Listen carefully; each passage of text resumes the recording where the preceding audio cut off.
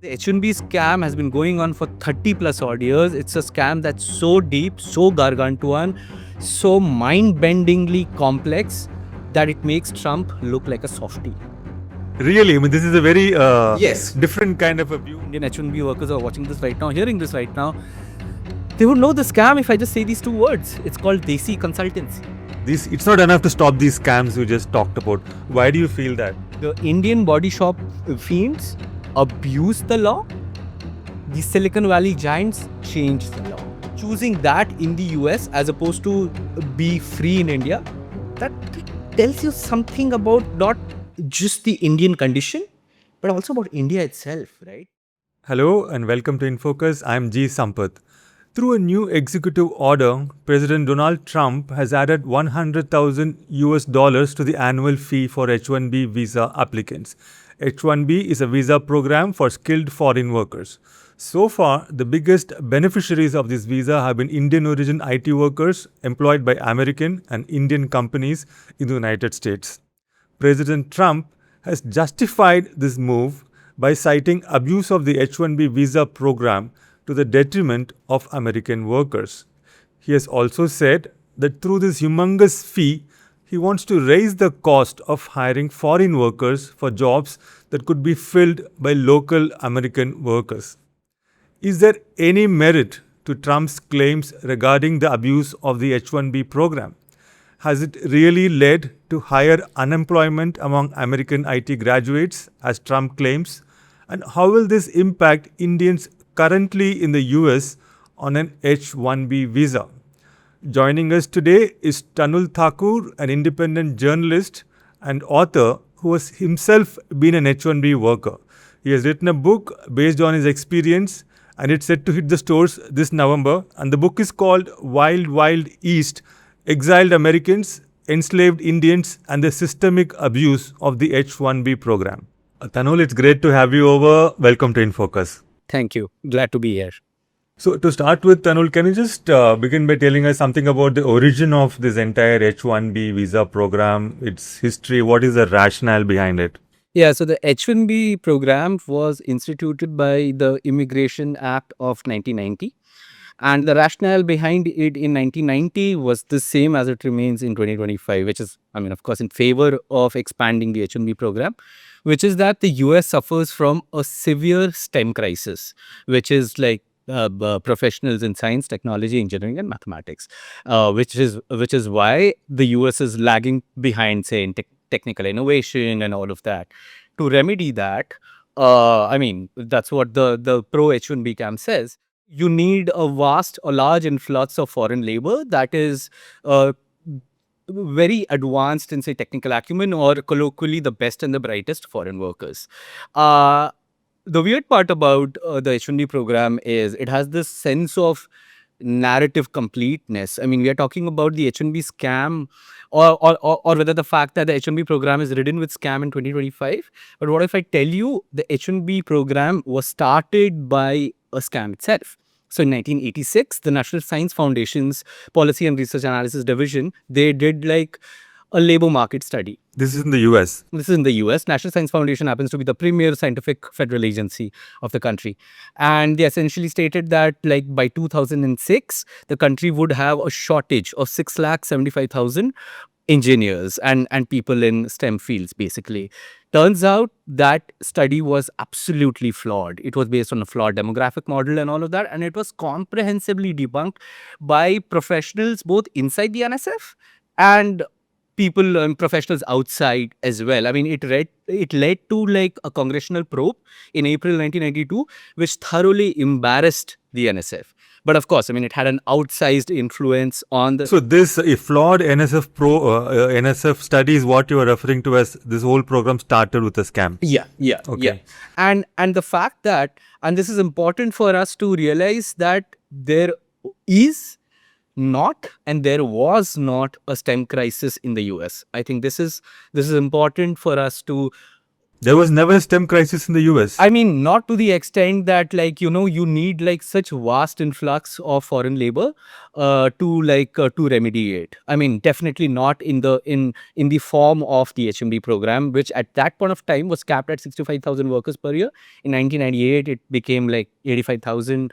There were two more important apps, one in 2000 and 2004, which we can get into perhaps later in our discussion. What are these acts, very briefly? Yeah, so 1998 Act, I mean, it basically increased the cap from 65,000 to 85,000 H1B workers, and it gave enforcement powers to the Department of Labor. 2000 Act, one of the most pivotal things about the 2000 Act was that the non-research government research organizations, academia, they were exempt from the 85,000 annual cap. They still are, which means they can hire as many H1B workers as they can, and they would not be counted to the annual H1B cap. And not only that, they can set their own salaries in the sense that they can set, like, say, academia level salaries, which is obviously, it would be very different from, like, say, a regular market level wage and stuff like that. Do you mean universities in the US can hire as many H1B workers as they want, Absolutely. regardless of whatever cap is in place? And that 2000 Act came because of a backdoor deal between the industry lobbies representing the tech barons or the tech giants and the academia, which is why you would see often, like, these deans of Columbia, Stanford, Harvard, and all of that, they are like always like talking about expanding the H1B program, no matter what happens. I mean, of course, it makes business sense, right? I mean, people who come to the US, they primarily want to work on H1B visas. What's the sure shot way about it? F1 visa, go to a college in the US and all of that. I mean, so I mean, this is very important for us to understand. I mean, one is the NSF bit, the inception, which very few people talk about, sadly, if any. And even this, which of late people have started to talk about, but the fact that there is a backdoor alliance between corporate America and academia. I mean, So does it mean that there are other instances, for instance, of somebody coming and joining as a dean at some university and then working for a high-tech company in a research capacity? It happens. It happens all the time, right? Like, I mean, there has been like a long-standing alliance between these players and all of that.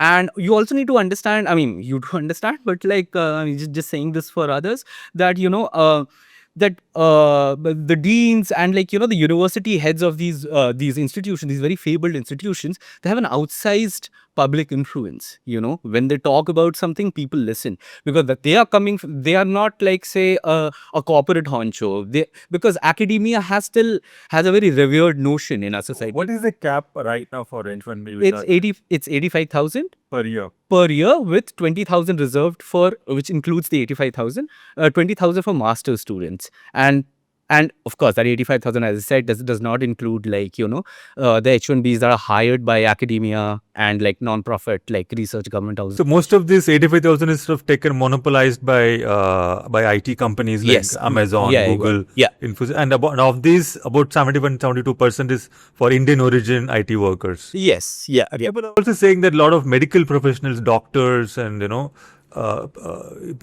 surgeons, they are some of the biggest components of this H1B program. Yeah, so I mean, that of late has also started to happen. Like, say, I mean, I haven't done a proper research on that. My research has been mostly primarily in the realm of like H1B IT workers.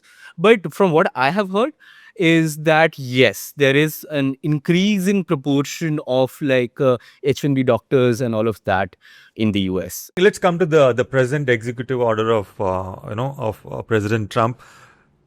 Can you explain what does it mean for those who are on an H1B visa in the US right now and those who are on an H1B visa but outside the US as of today, which is what, 21st, 22nd September? What does it really mean if you are outside the US past the deadline and you are inside the US? Yeah, so essentially what the current EO says is that after September 21, if you are a prospective employee, like if you want to be like hired as an H1B worker, if you want to enter the country as an H1B worker, your employer has to pay $1 lakh per application. And is it per application or per year? Okay, I'll explain. There's been a lot of like confusion around it. So it's per applicant. The employer has to pay after 21st September.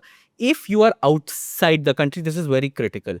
This is only this is a one-time fee. This is not an annual fee. This also does not apply to people who are already in the US and who will get a say you are in the US on an F1 or a student visa, and you want to apply for an H1-B and all of that. In that case, that doesn't apply to you. Or in any other case, it's as clear cut as it says, and it only starts to apply after the first lottery, in the next lottery. I mean, so around April 2026. It's also not for renewed petitions. It's only for new petitions. So if I'm in the H1B visa in the US, if I'm on it in the US and my renewal is going to happen next in some months. So when the renewal time comes, do I have to pay 1 lakh? No, you don't have to. Say you are an H1B worker, you are out in you are in India for vacation and all of that. Don't have to pay the fee. Your H1B is already approved, say a year, 2 years ago, whatever. Does not. So even if I'm on vacation in India on an H1B visa, I don't have to worry about getting back in. You are an H1B worker right now. Let's say in India, don't have to worry. Don't have to. So all that panic about getting off from flights and going back, what was that all about? Yeah, so that panic was twofold, right? One panic you can of course understand. I mean, say from precautionary measure. I mean, to be polite, that came from the quarters of say tech giants and Indian outsourcing giants and all of that. Whatever. Second was, I think it was a very unfortunate, ambiguous kind of wording by the Trump administration. I mean, so much so that Trump secretary had to literally last night issue a clarification. And what everybody thought that it would be an annual fee. It's not. And if you ask me, it really does nothing. I mean, weird, which means I'm trying to say that or I am saying that Trump is not harsh enough on the H1B and all of that with his executive order on the H1B scam. I mean, sorry. You're saying Trump is not harsh enough when it comes to curbing the H1B abuse, yes, or scam with this executive order? Because the H1B scam has been going on for 30 plus odd years. It's a scam that's so deep, so gargantuan, so mind-bendingly complex that it makes Trump look like a softie. Really, I mean, this is a very different kind of a view, because before we get into that, Tanul, I want to just ask you about your own experience. This is the age of ultra nationalism, patriotism. So a lot of people will have high passions and opinions on this topic, but you are taking a very different take. You are having a very different take on this in terms. You are saying that Trump is perhaps justified in wanting to crack down on abuse of H1B visas, and is not harsh enough. Am I right? Absolutely. Okay. So before you go on to sort of unravel this entire scam business, can you tell us how you yourself have been an H1B visa worker? So anybody who has a bone to pick with you, I think they should probably keep that in mind as well. So how did you end up on an H1B visa, and how did that work out for you in terms of what you saw and so on? Yeah. I mean, it's interesting, right? So, I mean, it's very important to remember that and keep remembering what I mentioned at the start of a conversation, which is that this is the visa that is, in a sense, reserved for the best and the brightest foreign workers, exceptional workers around the world, not just India, not just whatever. And I was an H1B worker, and I mean, forget best and the brightest. I was not even close to that. In fact, I was an H1B worker because I would like to argue or say that I was not the best and the brightest. So essentially, I did this course in Manipal. It's a very good course, actually. It's colloquially called a twinning engineering course, which is that you study for 2 years in Manipal, and then based on the GPA of your first 3 semesters, you you apply to a bunch of colleges in the US, and you essentially transfer your credits to a school. I was very lucky. Very, very lucky actually to go into one of the best schools in the world actually for electrical engineering. I went to this college called the University of Illinois at Urbana-Champaign. It's electrical engineering program. Back then, I'm sure still now, was ranked 4th in the US. I mean, transistors, YouTube, and all the great inventions have come out of there. So I went there. I had a tough time, but I mean, I somehow slogged through it. I was a sincere student. I got a job in a power electronics firm in Colorado. I had a great time there, I'll be very honest. I mean, I was underworked and overpaid. But through there, I started to see a different side of H1B workers. I would see that a lot of these old American workers, right? 50 years, 60 years, who had 20, 25 years in the firm, they would be laid off, and H1Bs would keep pouring in and all of that. I would keep hearing from a lot of my other Desi friends, Indian friends in the US, that like there is this a bit of a scam. And like, Indian H1-B workers are watching this right now, hearing this right now. They would know the scam if I just say these two words. It's called Desi consultancy. And as the name implies, Desi consultancy is essentially, these are like often mom and pop rent-a-programmer firms or staffing firms that are owned by a Desi, and they almost exclusively hire Desis. And this has been going on for the last 30 years and all of that. And these... Is this what an IT body shop Yes, called? absolutely. This is an IT body shop, and this is one kind of an IT body shop, right? I mean, other IT body shops are also like outsourcing giants and all of that. So this was kind of like my entry point into the whole H1B thing. In fact, I used to be so fascinated by all these scams and all of that I was even written a novel on it, like which like had whose climax at least like revolved around these consultancies and things like that. So, and when I came back to India to like pursue my passion to become a writer and all of that, the book that I wanted to work on was a book only on DC consultancies. I didn't know back then that this would be like, or was already a political beast and all of that. So how exactly is it a scam? What is the scam element of this? Can you just... There are many aspects of the scam. I'll talk about at least one that involves a DC consultancy, right? Like, so essentially what happens is you go to a college in the US, say a third tier college, or sometimes a visa mill. You graduate from the college. Now you need a job in 90 days, otherwise you risk deportation. You apply and all of that, you don't get a job anywhere. Now there's this one, you get a call one day from a DC consultancy. And it says that like, we'll give you like a salary of $60,000, and like but down the line we'll also sponsor a green card for you and all of that. And you're like, boss, this is amazing. Like, I had shit tons of loans and all of that. This would like really sort my life out. And you have this niggling concern that like this company really didn't ask about, like, I didn't really have an interview, didn't really grill me on my skills and all of that. I've done, for example, like say a master's in civil engineering or mechanical engineering, but this is offering me like a business analyst, like an IT job. So what's happened? And so essentially what happens is like you get trained by these IT consultancies for a month and all of that. Then they give you a resume, a fabricated resume, which has 8 years of experience. They give you your They resume. give you your resume, yes. Okay. And they force you. I mean, sure, you could quit and all of that and be like, I'm Mahatma Gandhi 2.0, but then that guy would be like, okay, sure, be that, buzz off, go back to India, like, whatever. Obviously, you won't do that. You can't do that, right? So you start getting like interview calls and all of that. Like, of course, now you faked your resume, so you get interview calls, but how do you clear them? Now, like in a true Desi style, there is something called a proxy interview. So essentially somebody else, so like 15 minutes before the interview, and it's a phone interview, you put your phone on call forward. And it goes to somebody else, and somebody else answers questions on your behalf, and you pay that person $500 or $100 or like whatever, and you get a job. Now the thing is, and you're getting job not at like some these Chindu corporations, you're getting job at like these Fortune 500 companies, and this has been going on for 30 years. And like every year, thousands and thousands and thousands and thousands of H1Bs on fabricated resumes and all of that have been getting placed at this thing. Remember, best and the brightest, fake resume, 8 years. Anyway, now you go to the client side. And of course, Client would be like someone like Amazon or Google. yes, of course. Amazon, Google, Bank of America, Wells Fargo, blah, blah, blah, right? Any sector that you can think of. Pfizer, Chevron, Boeing, United Nations, whatever, right? Now you go there. Now, of course, you fake your resume. You've got a job through proxy interview. How will you survive your job? Exactly how? Right? Another jugaad. Something called an on-job support.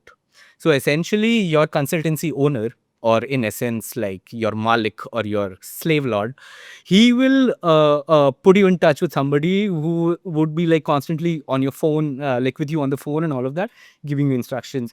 Now there are enough Desis at the office as well who have also like gotten through this route and everything and whatever. So you make friends. Sometimes you don't. Sometimes you get like fired.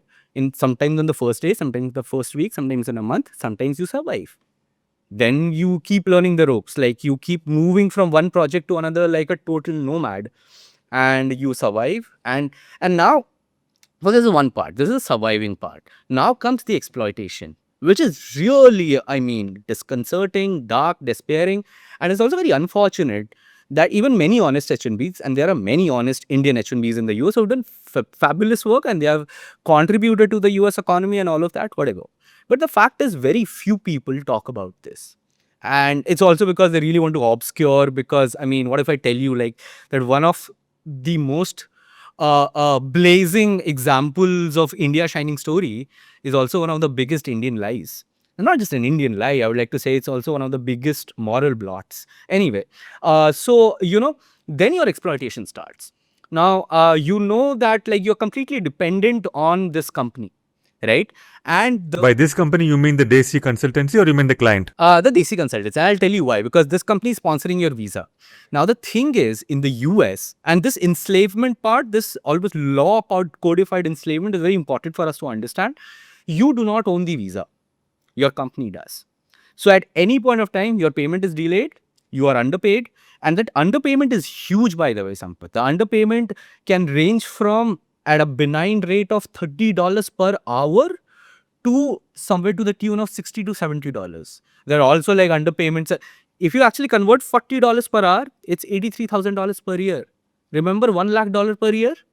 So it's interesting. And this does not apply to Desi consultancies because these graduates are already in the US. So that's that part. So you have like, so you can't really like, rebel or against the employer. I mean, he can fire you, he or she can fire you, and you would only get 2 months to find a job. If not, go back. In fact, like the Obama administration increased that to 2 months. When I was there, it used to be 1 month. We all know how difficult it is to find a full-time job anywhere in a month or 2 months. So that's that. Now, second part is, theek hai, their exploitation is happening, their visas are owned by blah, blah, blah, and all of that.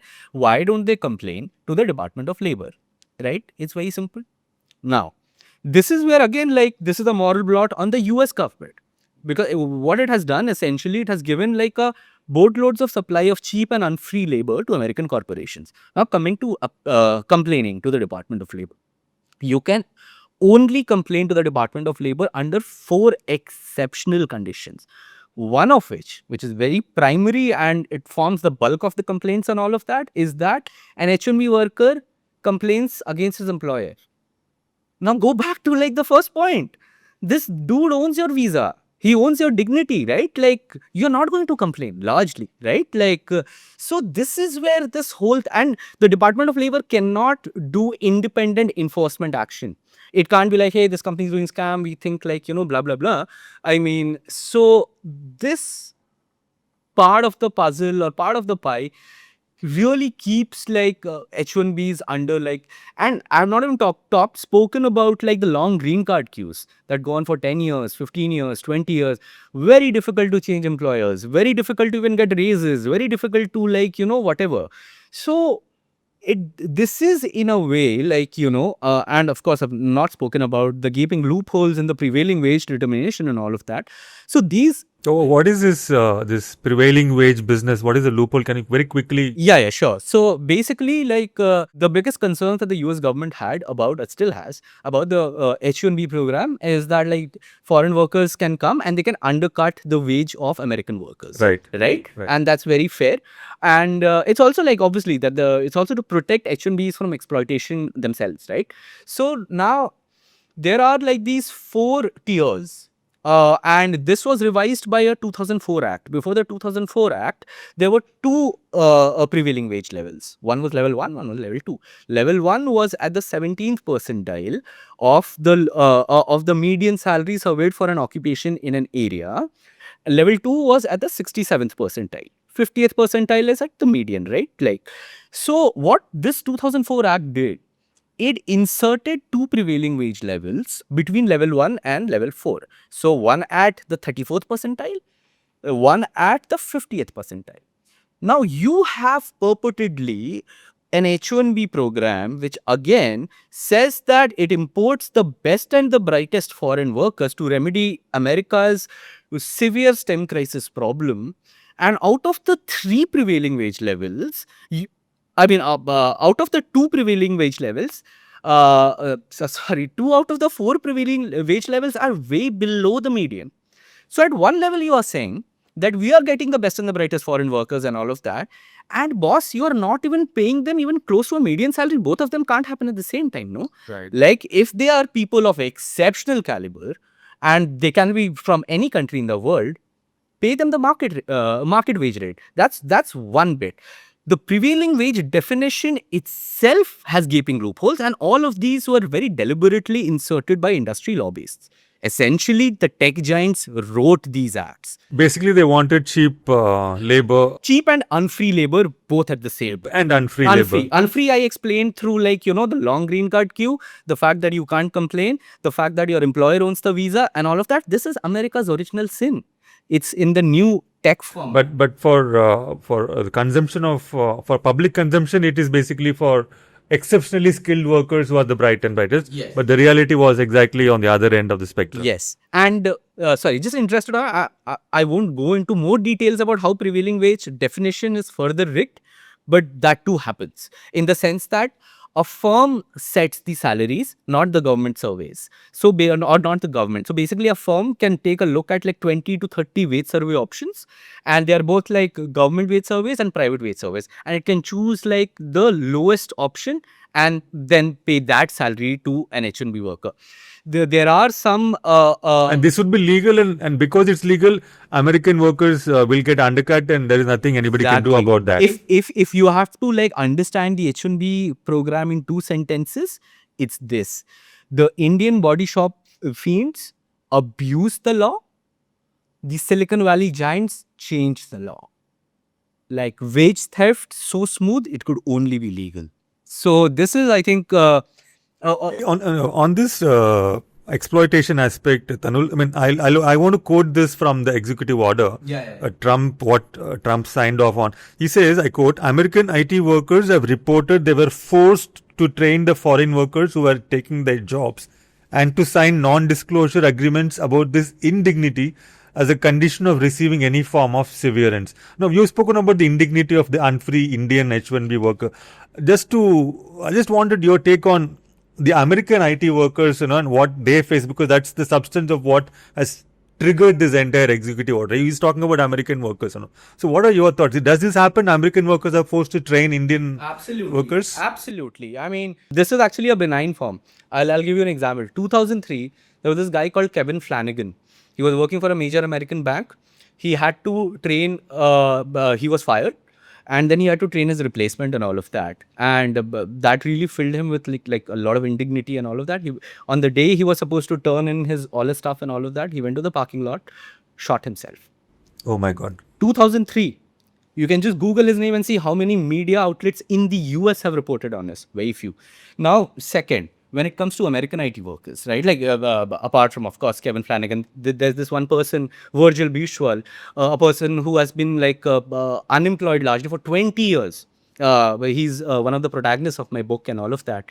So essentially, he's an IT worker. He's an IT worker, and now he's become an H1-B activist. All of that. Of course, going beyond all the very dehumanizing stereotypes of American IT workers, that they are lazy, Johnny can't do math, they only like to do they only want to flip burgers and all of that. It's nonsensical, I mean, and I'll tell you this, what the executive order refers to. I'll give you an example, right? So there was this one case, and just remember, this has been going on for decades.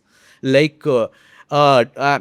2003, it had resulted in a bunch of lawsuits. Siemens, Dun & Bradstreet, what do you call it? A few other corporations. Anyway, in 2015, there was this one electric power company called Southern California Edison, and the blueprint is the same. What happens is a corporation essentially lays off all its IT workers, or say 80% or 90% and all of that, and they say that we will get people from India, from Indian outsourcing giants and all of that, to sort of replace you. And not only that, you have to train them. Again, remember, best and the brightest H1-B workers who need training by people who have been fired and all of that. Imagine the humiliation of that. I think Trump's executive order makes these references: 27,000 fired, 20,000, 25,000 hired, and he gives some numbers. Some of that, yeah. And then you have to train them. And now, if you refuse to train them, or if you talk to the media and all of that, you wouldn't get your severance, or you would be like heavily blackballed in the industry and all of that and whatever. This happened in Disney in 2015. New York Times put it on its front page and all of that. This is really common. And one thing I'll also say, Sampath, and this is very important because nobody talks about it, is that, American middle class workers are very much like Indian middle class IT workers. I'll give you this a very important context, because what we see out there, or what people like to conflate or believe, is that, yeah, who cares? Like, there are some white folks, they are anyway racist. These are MAGA louts. No. Like, in my experience, and it's not just Virgil, I've spoken to many, many displaced IT Americans. I have not found many of them to be racist. In fact, they have been very forthcoming and all of that. Just think about this, Sampath. Like, you lose your job, right? Like, do you really, and you have to train your replacement. And like, you did not do anything.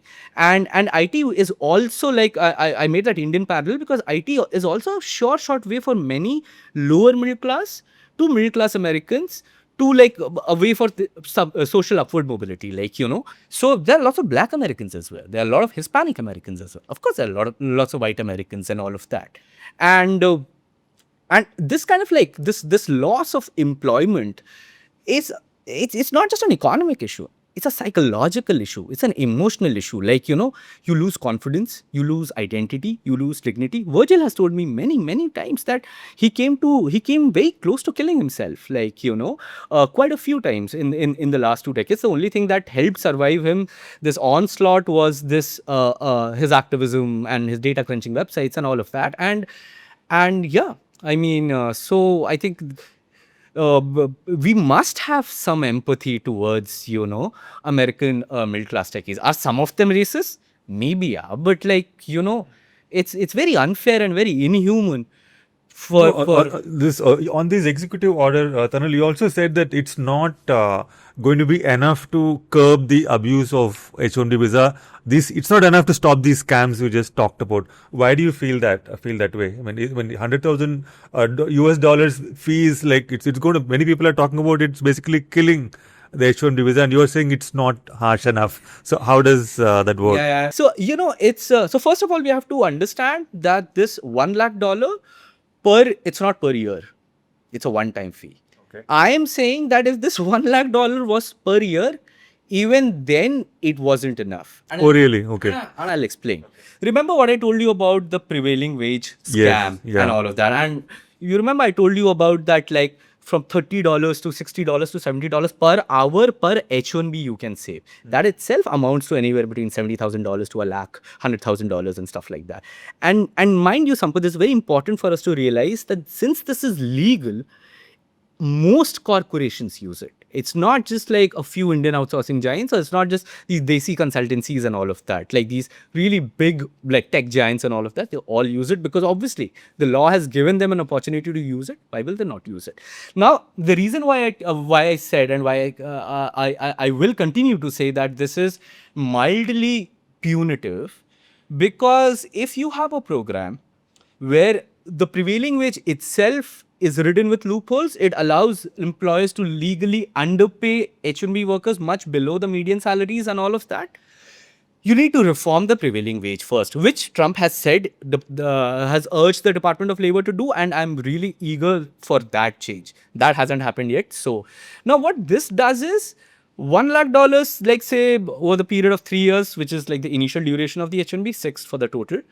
That's like change. That's loose change for corporations on the amount they get to earn on, like, on that bargain.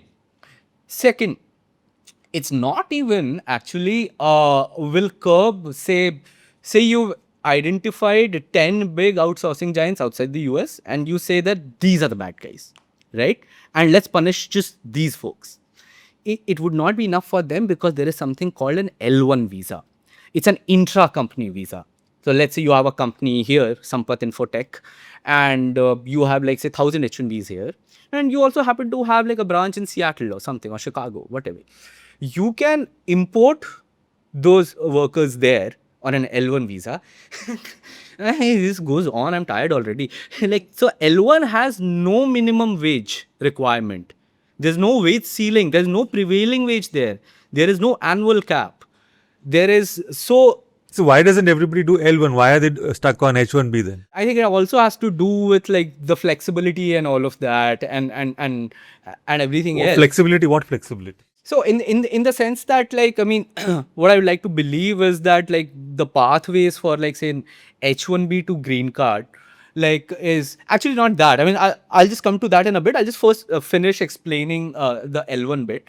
Now L1 has this another cheat code which like translates to something called an EB1 green card. EB1 green card is for exceptional foreign individuals and all of that, or outstanding researchers. But there's this another category which is reserved for executives at a multinational. And the L1s are like eligible for that. Remember the 10, 15, 20-year long green card categories that I told you? The EB1 under L1 usually takes just a few years. A lot of Indians actually have complained to USCIS, I mean, the federal agency is part of Homeland Security, about the rampant abuse of this. In fact, and I'll just make a quick point that what people don't know, two things to know, is that a lot of Indians, both who have naturalized and become American citizens or have are on green cards, or just regular Indians who feel that other Indians are taking advantage of this, hugely protest the H1B program. When Virgil ran for Senate in 2020, he got contributions from many Indians. I mean, that's just an example. So that's that bit about like that why that this Trump's executive order won't be of much help. In fact, I'll just finish that saying that this has been a concurrent narrative over the last 30 years of the H1B program. What essentially it's trying to say is that like, look, H1B program could be great if only these bad players are like weeded out. And so much so that like it even has a name. It's called Intel's good, Infosys is bad. And it's coined by this great H1B activist called Professor Norman Matloff. He's a professor of statistics at UC Davis. And it's a very sophisticated form of racial scapegoating. When you actually think about it, sure, the extents may vary, the level of dehumanization and the levels of underpayment may vary like here and there. But the fact that like most American firms or most firms that have the ability to use the H1B visa abuse the program or like exploit the program. So in a way, this is just being mildly punitive to the Infosys of the world while giving an absolute free pass to the big tech giants and others, which is just... So can't the Infosys guys just overnight shift to the L1 route? So yeah, so I haven't run the numbers like say for this year or the last years and all of that. But if you see, there are thousands and thousands and thousands of L1 applications by say TCS, Cognizant, Infosys and all of that every year. I remember the numbers for like 2019. I mean, vaguely, TCS had filed for like a few thousand L1 visas. So that and there is no quota for L1. There's no quota, and more than that, actually, there is no prevailing wage requirement. So you could be earning like a Bangalore level salary while like being employed at like say Seattle or something. Right. So how do you see this panning out going forward? The biggest users of H1B are Amazon, Microsoft, TCS. How do you see them responding? Do you see them lobbying, pushing back, or do you see them taking the L1 route, or do you think there is going to be changes in the way businesses operate itself? Or is it like, with AI coming in, there are lots of chatter going on about how a lot of different forces are converging. In my research and all of that, businesses don't change. The world changes, the governments change to accommodate the whims and the dictatorial tyrannies of the businesses. Coming back to like the repercussions and all, as I said that like since this is just mildly punitive to Indian outsourcing giants and all of that, and that is in itself like mired in geopolitical tensions between the US and India and all of that, I think it's going to be a wait and watch scenario. It's anyway very mild. It's going to kick in like after the next lottery cycle. This is not an annual fee. This is like a one-time fee and all of that. It does not yet affect the big tech boys. So they are going to like keep away from it.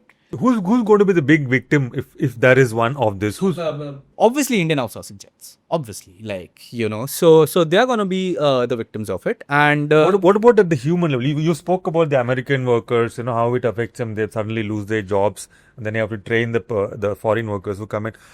There is a lot of, you may have seen on social media lots of stories and panic about how, H1B workers who have got EMIs and mortgages and families and babies and children going to school, they've got big loans, how overnight their life has been upended. They may have to now think of selling their homes in the US, etc. Do you think this is something which we need to really think about?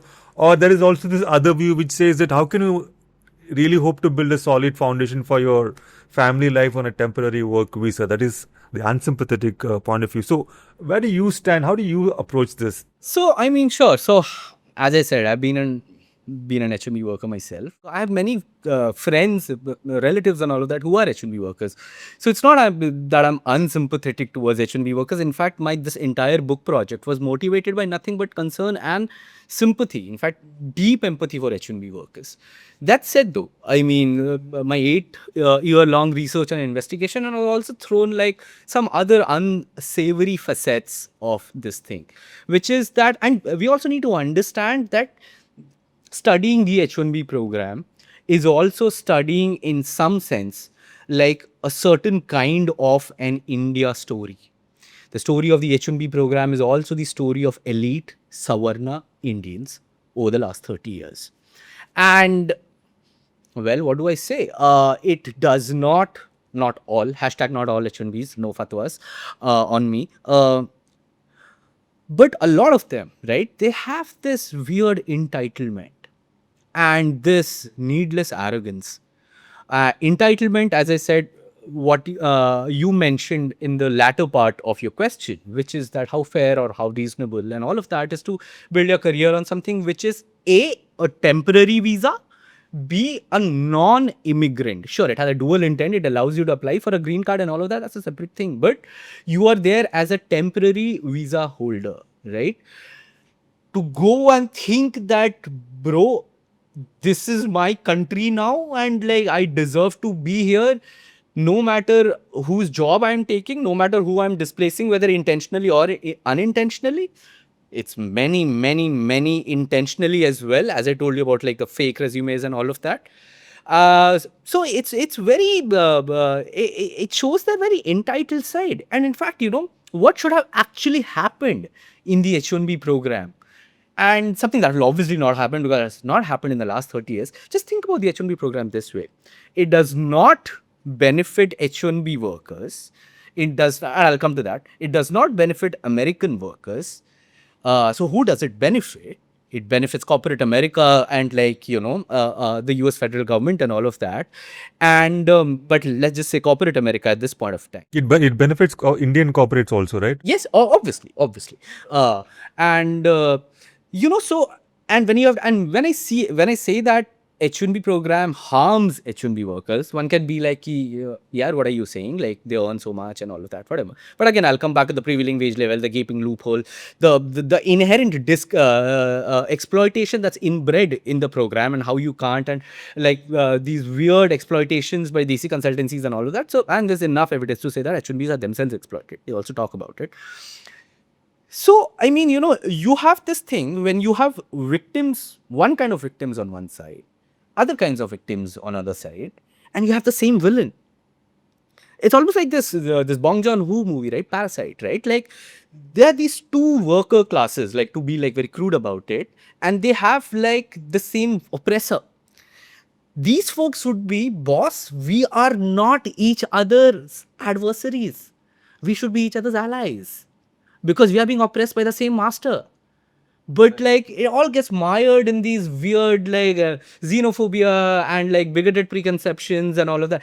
This bit of like, transatlantic solidarity, if I could call, among workers of different stripes, American and H1B workers, would have been superb to see actually, Tanul, you made a very strong case on, not just a case, you've given lots of facts about how Indian workers are exploited basically with this whole prevailing wage loophole, etc. But even so, considering the lack of opportunities for them in India, or whatever opportunities they may have had, even with being underpaid and being unfree and doing all of that, many of them have been able to build their lives, raise kids, have good families, and been successful even with all of that. They would still take it with all their exploitation. So who are we to say, okay, they are these poor exploited workers and, blah, blah. Absolutely, I agree with you. I am nobody to say that. I am nobody. In fact, I'll be a little more harsh now, and I'll say that what does this tell you?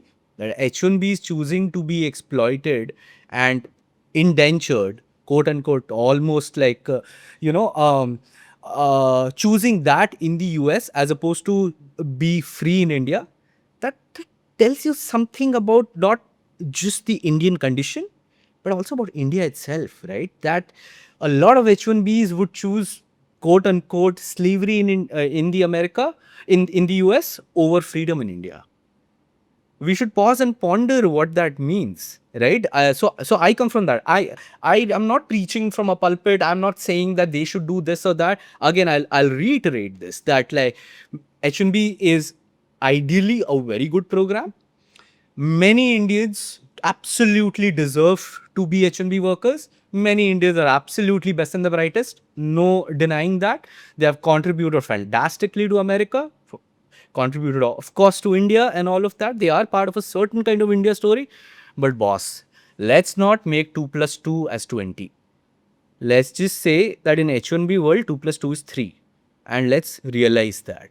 And I will say this right now, and this will make me even more hated, but that boat has already sailed. But if the H1B program had to be absolutely followed in the spirit of the law, 75%, and I'm being almost conservative here, 75% of H1Bs would not be there. And I'm not saying those 75% of H1Bs are like scam. Would not be there because I mean, they're not the breast and the brightest. yeah, they are ordinary people doing ordinary work.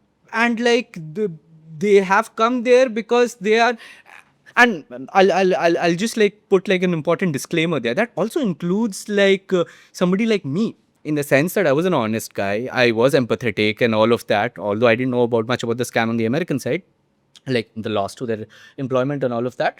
But I did not come there to like scam the system or like, whatever. I would have been deeply like hurt if like I would have made an American lose a job, which I would have actually, like, but that's also what's happening, right? Like you don't know that the system is rigged enough that you kind of become a perpetrator, even if you are like, morally upright and you have no intentions of doing anyone any harm. I'm just talking about, which is why I said, like, in the spirit of the law and just being very brute about that, like, STEM crisis in America remedied by best and the brightest for foreign workers. If that is what the H1B program is supposed to be, and it should be, around 75% of H1B workers would not be there. I mean, it really can't happen that like, I mean, that's a longer conversation about like a decline of like Indian engineering degree and all of that. That's a different. Yeah. Let's not go there. Yeah. So I think we run out of time. That's all we have as a space for in this particular episode of InFocus. Thank you so much. Thank you. Tanul, great listening to you. Pleasure talking to you. Same here. Thank you.